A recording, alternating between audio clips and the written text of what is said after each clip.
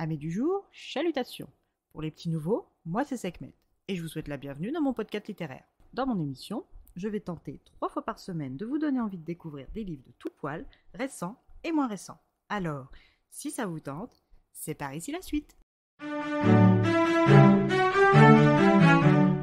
Aujourd'hui, je vais vous présenter la première enquête des sœurs Brontë, la mariée disparue de Bella Ellis aux éditions Hauteville. Charlotte Brontë est seule et se rappelle ses aventures passées avec sa fratrie dans les années 1845. Sa mémoire se fixe sur l'enquête qu'elle a menée avec ses sœurs sur la disparition d'une jeune épouse. À cette époque, la jeune Matilda French découvre la chambre de sa maîtresse Elizabeth Chester, vide et tachée d'une quantité inquiétante de sang. La jeune domestique panique et prévient la maisonnée ainsi que le maître des lieux, le terrifiant Monsieur Chester. Ce dernier fait venir la gendarmerie. De leur côté, la fratrie Brontë, composée des 3 sœurs, Charlotte, Emily et Anne, du frère Branwell et de leur père Patrick, sont dans leur propriété de Howers Village, dans le Yorkshire, situé dans le land de Chester Grange.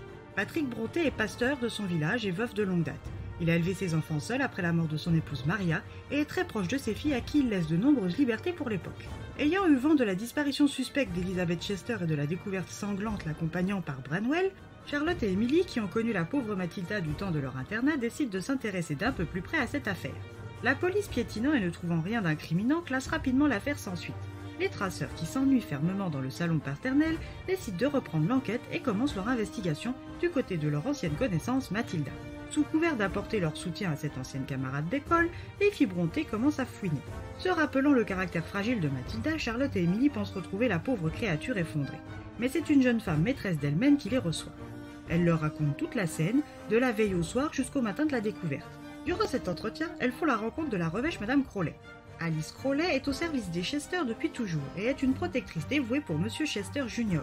Elle a été bien plus qu'une gouvernante pour lui qui n'avait que très peu de rapport avec sa mère. Elle est aussi très présente pour les 2 fils de son protégé, Archie et Francis. Les sœurs apprennent que les 2 jeunes garçons sont en réalité demi-frères car Elizabeth était la seconde épouse de Monsieur Chester. Imogen, sa première femme, est morte très peu de temps après la naissance de son fils Archie. Dans la tête bien remplie des sœurs, la disparition d'Elizabeth ne peut pas être une coïncidence, surtout en sachant que la première épouse de cet homme, que bon nombre décrivent comme odieux, est morte de manière violente. Il n'en faudra pas plus aux sœurs Brontë pour se lancer cœurs et âmes dans la mission de découvrir la vérité sur cette étrange disparition. À elles 3, avec la participation de leurs frères et de leur père, vont-elles résoudre cette affaire mystérieuse ? Qui était vraiment Elizabeth ? Aurait-elle pu se suicider pour échapper à son mariage en laissant ses 2 enfants derrière elle ? Se serait-elle enfuie avec un mystérieux amant ? Son mari est-il responsable de sa disparition et de celle de sa première femme ? C'est à toutes ces questions que la famille Brontë va tenter d'apporter des réponses. Alors préparez-vous à avoir des révélations. Un premier tome qui appelle à la lecture des suivants. Une enquête menée tambour battant, une ribambelle de personnages tous plus intéressants les uns que les autres. Des histoires dans l'histoire qui servent le déroulement de l'enquête et à l'attachement que l'on peut développer pour les personnages. S'il vous reste encore une petite place sur votre liste au Père Noël, je ne peux que vous encourager à y rajouter ce livre. Et bien voilà, j'en ai fini pour aujourd'hui. J'espère que cet épisode vous aura plu et vous aura donné des nouvelles idées de lecture. Si vous souhaitez découvrir d'autres petits bonbons littéraires tout droit sortis de ma bibliothèque, je vous retrouve le samedi 10 décembre prochain pour un nouvel épisode. Et si d'ici là je vous manque de trop, n'hésitez pas à me rejoindre sur mon compte Instagram @leslecturesdesekhmet. Sur ce, chalut les amis et à la prochaine.